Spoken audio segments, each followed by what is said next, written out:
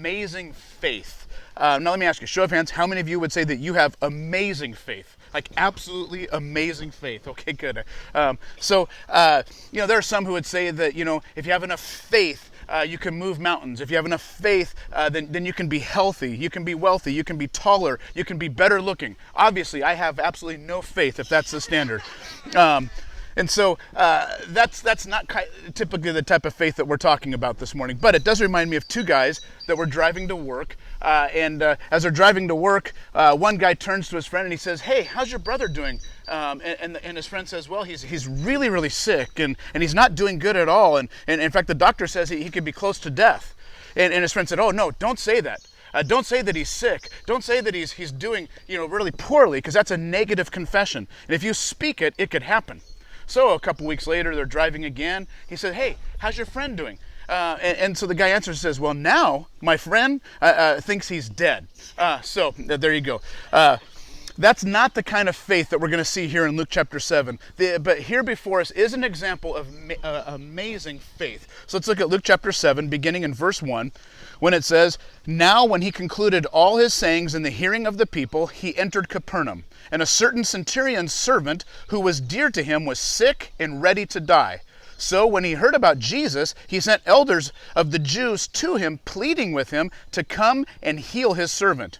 And when they had come to Jesus, they begged him earnestly, saying that this is one for whom he should do this, for he was deserving. For he loves our nation and has built us a synagogue." Now we'll pause there for a moment. So before us is the centurion, and this is a man of absolutely amazing faith. Now, as a centurion, he would ride in on a helicopter.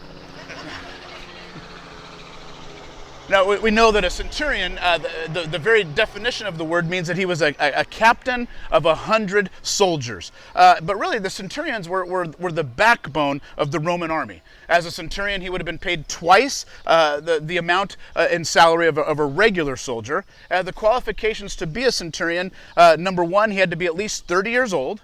He had to be a seasoned soldier, experienced in battle, and typically centurions were chosen for their size and for their strength, and they're also chosen for their fighting ability. They were chosen for their hand-to-hand combat skills and also for their weapon skills. But as a centurion, you would have the direct responsibility of meting out physical punishment, harsh punishment. Now, in the New Testament, however, centurions are almost always cast in a favorable light, a positive light. For example, in Matthew 27, it was the centurion who was at the foot of the cross, who looked up at Jesus and said, "Surely this man must be the Son of God." Likewise, we talked about on our first day of the tour in Acts chapter 10 that it was a centurion named Cornelius who was the first of the Gentiles in the New Testament to come to faith in Jesus Christ and then get baptized in the Holy Spirit.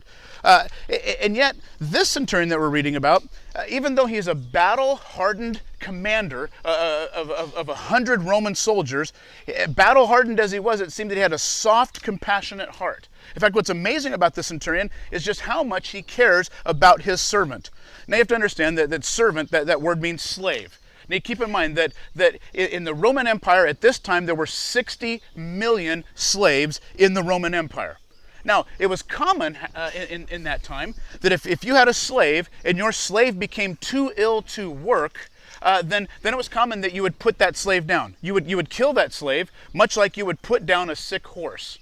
Because they were no longer useful to you. They were no longer of any value to you. So this centurion, instead of